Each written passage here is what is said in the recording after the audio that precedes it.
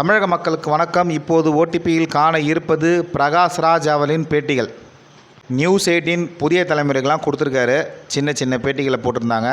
நெறியாளர் கேள்வி என்ன கேட்டார்னா, மோடி அவர்கள் ராஜஸ்தானில் இஸ்லாமியர்களை பற்றி பேசினாரே, அது பற்றி உங்கள் கருத்து என்ன?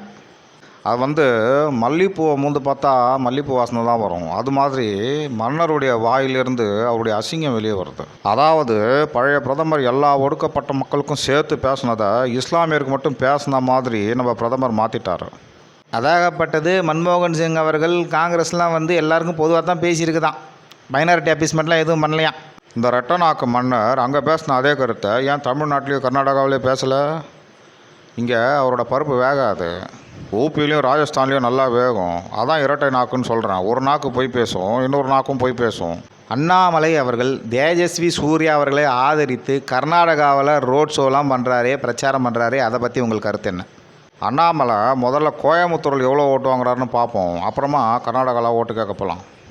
சும்மா ஏதாவது பேசிகிட்டு இருப்பாங்க. இவங்கெல்லாம் விலைக்கு வாங்கப்பட்டவர்கள்.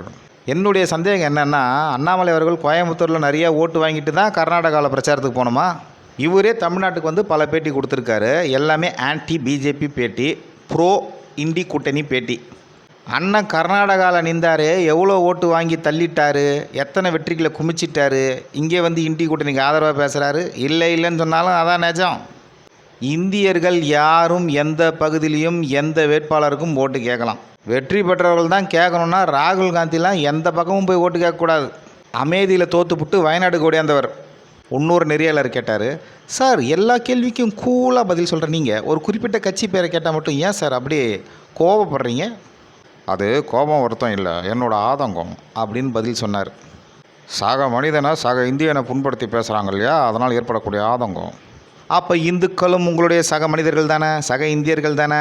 தொடர்ச்சியாக இடதுசாரி அமைப்புகளும் திமுக திக போன்ற அமைப்புகளும் கடுமையாக இந்துக்களை அவமதித்து பேசுகிறது. அப்போல்லாம் உங்களுக்கு ஏன் ஆதங்கம் ஏற்படலை மிஸ்டர் பிரகாஷ்ராஜ்?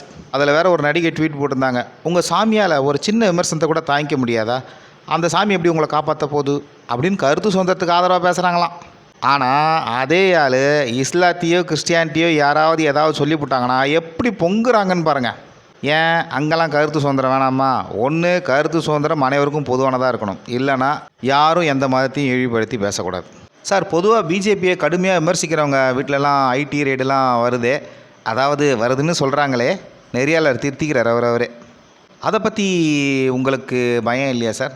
என் வீட்டுக்கு தான் வந்தாங்க, நான் ஒன்றும் பயப்படலையே. என்ன பிடிச்சிங்கன்னு கேட்டேன், ஒன்றும் பிடிக்கல, அதை பற்றி சொல்லலையே. என் வீட்டுக்கு வரதுக்கு முன்னாடியே ப்ரெஸ் ரிலீஸுக்கு போயிடுச்சு ரெய்டுக்கு வந்த விஷயம்.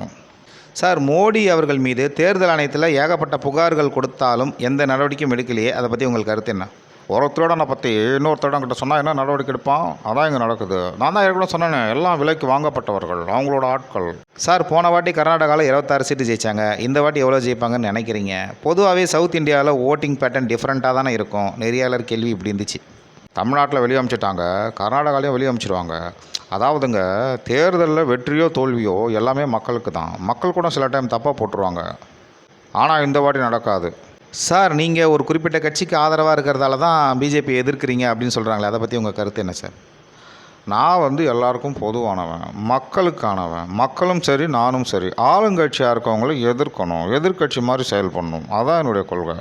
உண்மையிலேயே இவர் பிஜேபி எதிர்க்கிற மாதிரி காங்கிரஸையோ இண்டி கூட்டணியோ எதிர்த்தா மாதிரி இது வரைக்கும் தெரியல.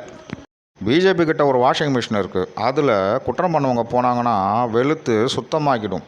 சரிங்க ஐயா, திமுக வாஷிங் மிஷினில் துவச்சி சுத்தமாக வெளியே வந்த செந்தில் பாலாஜி பற்றி உங்களுக்கு கருத்து? பிரகாஷ்ராஜ் பேச நெறியாளர்களுக்கு அவ்வளோ சந்தோஷம். நன்றி, வணக்கம்.